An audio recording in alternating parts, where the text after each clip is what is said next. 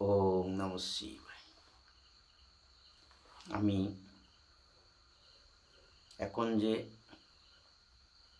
বিদ্যাটি দান করছি সেটা হচ্ছে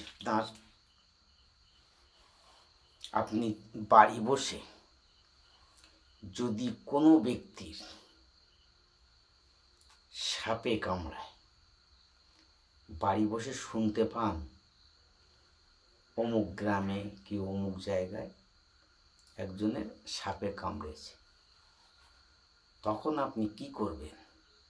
বাড়ি বসে একটা ডালা মাটি নেবেন, ছোট এক ডালা মাটি নিয়ে সেই মাটিটা করে 3 বার এই মন্ত্র বলে তার নাম জানতে হবে,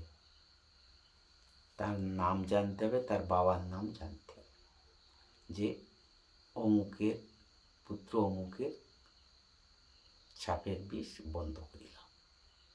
এইভাবে মন্ত্র পড়ে সেই মাটিটা একটা ন্যাকড়ায় গিট দিয়ে, সরু ন্যাকড়ায় গিট দিয়ে আপনি কোনো চালের বাতায় কি গোয়াল ঘরের কোথাও ঝুলিয়ে রাখবেন।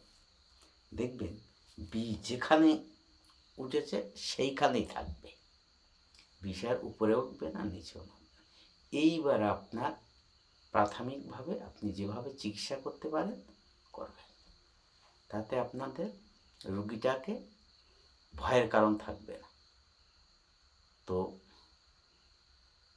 আসুন আমি মন্ত্রটা বলছি, আপনারা শুনে এটা খাতায় লিখে নেবেন। সংহার নিলম্বা লোকমান সৃজন আসমান জমিন, করিলাম খিলন আমি যখন রণে যাই, আগে দেই তোমার দোহাই।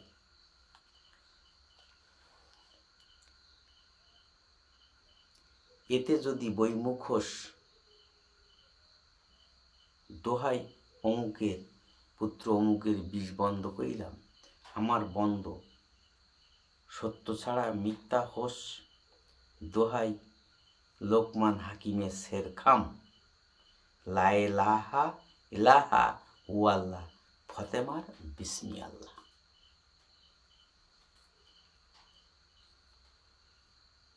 সংহার লম্বা লোকমান সৃজন আসমান জমিন, আমি যখন রণে যাই আগে দেই তোমার দোহাই। এতে যদি বৈমুখ হোস, দোহাই অমুকের বিষ বন্ধ করিলাম, আমার বন্ধ সত্য ছাড়া মিথ্যে হোস, লোকমান হাকিমের শেরখাম, লা ইলাহা ওয়াল্লাহ ফতেমার বিসমি আল্লাহ। দোহাই আল্লাহ, দোহাই আল্লাহ। এই মন্ত্রটা 3 বার পাঠ করে মাটিটাতে গিট দিয়ে যে কোনো এক জায়গায় রেখে দেবে, বিষ কোথাও নড়বে না, এক জায়গায় থাকবে। তো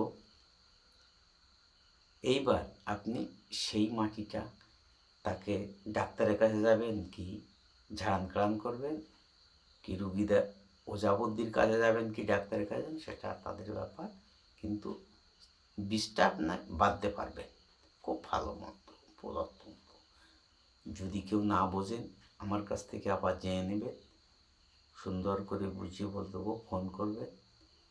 আর না পারলে কিছু করার নেই। ভিডিওটি এই পর্যন্ত। ওম নমঃ শিবায়।